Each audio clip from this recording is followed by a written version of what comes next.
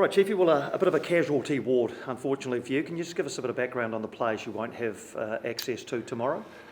Yeah, the list is long, so forgive me if I forget all the players, but Scotty Wooden pulled up, I think it was the second session back, just doing some sprints, so he'll be out for a couple of weeks. We're kind of hoping he might be back for Newcastle next week. Hughesy obviously was injured against Sydney.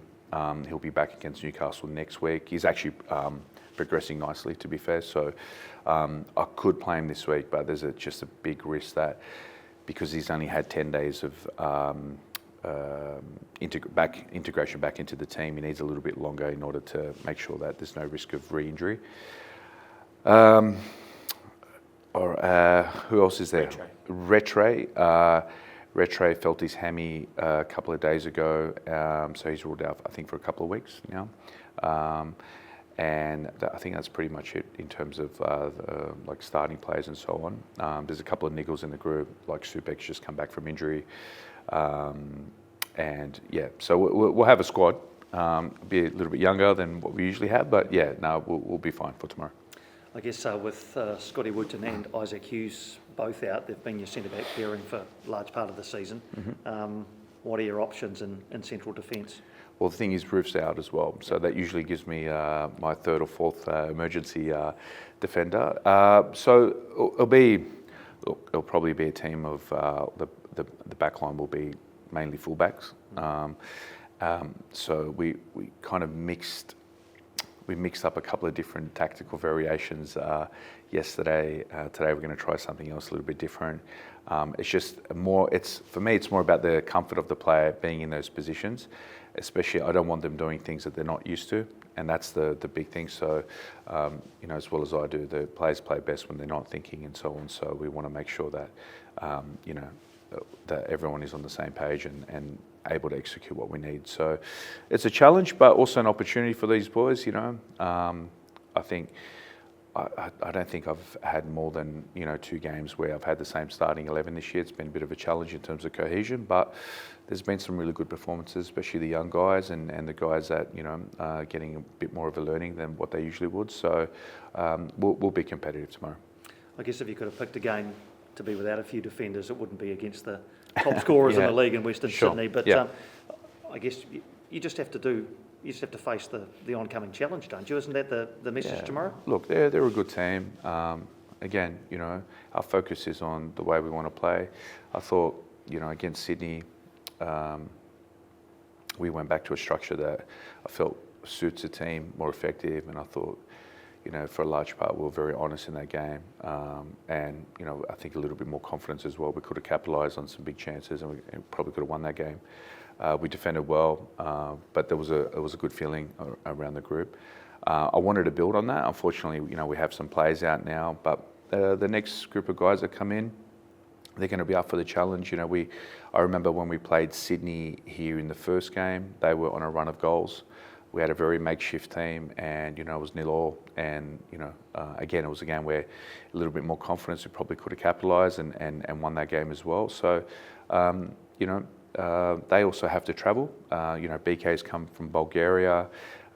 He's done very well over there. They have some players in the under-23s. Barello's coming back from international duty as well. So I don't think they're going to be at 100% as well. And I think as well, the week off always affects every team. You've seen that with all the bye teams. Usually it's very hard to get a result when you come back. So, I think we're on equal footing.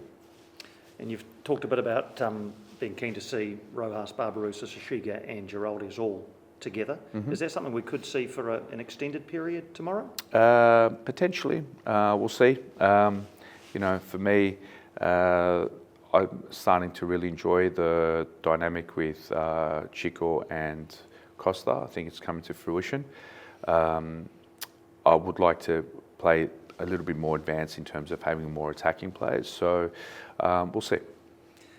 The All Whites boys are back in camp, and obviously Costa and Tim in particular played a big part in securing qualification for New Zealand next year. Is that something that is pleasing to you? I know you're their club coach, but you've always talked about your players doing well internationally. It's pleasing to see their contributions.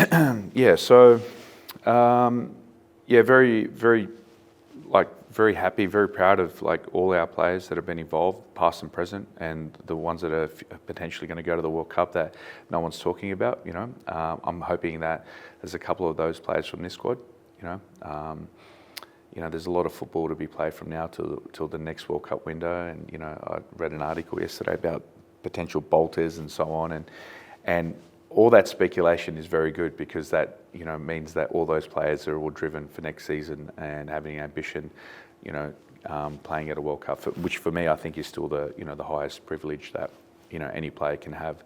The fact that New Zealand's got, you know, has got automatic spot now through Oceania, fantastic, means that they can build on the game. Hopefully there's more resources that go into the game long term, which means that in turn, you know, you're developing better quality players, and you know, you're putting them in a shop front. So also great for the nation as well.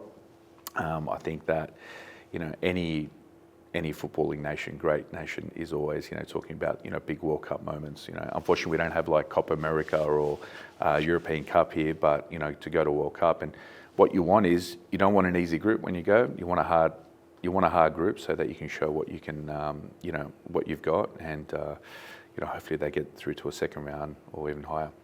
So 6 games to go in this season. Yep. Top 6 seems, you know, not mathematically out of reach, but Oh, no, a long way off. Yeah. yeah. So do Yeah. you change your approach at all given that? Can you play a little less encumbered? What is the approach, or does it not change? Look, I probably, this is probably sometimes, I think something that needs to be addressed in the sense of where the focus is always the outcome, which is the semi-finals. I think that's irrelevant for us as a group. I think what matters is what performance we give every week, whether it's an honest performance and it goes towards the way we want to play. I think there's been too much talk, you know, for a large part, especially with the amount of injuries and turnover of players that we've had, that we haven't had the cohesion or the continuity that we would have liked to build a campaign. So for me, it's just about putting the best performance every week. Now we have 6 games to go. It would have been easy against Sydney if all the players gave up, saying, look, you know, we're not going to make the 6, or, you know.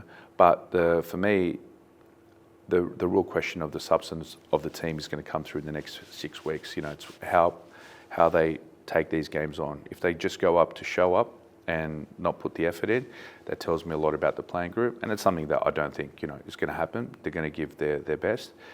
So, you know, we take every game step by step. We try to play to the best of our ability. We try to get the result. We try to give the fans something to be happy with. Maybe does it take the pressure off, you know, that we're not going to make the 6 or so on, you know, that we can be a little bit more liberal, a little bit more creative potentially. It might help the younger players.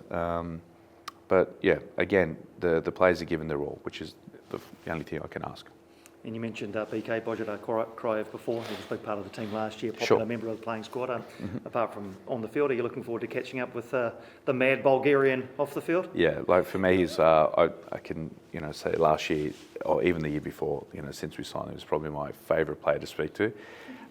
He's like, you can't help but smile when you talk to him, and he's a good guy. So it's just a shame that we couldn't keep him here last year. But again, he's proven his quality. Unbelievable that he's been called up to the national team.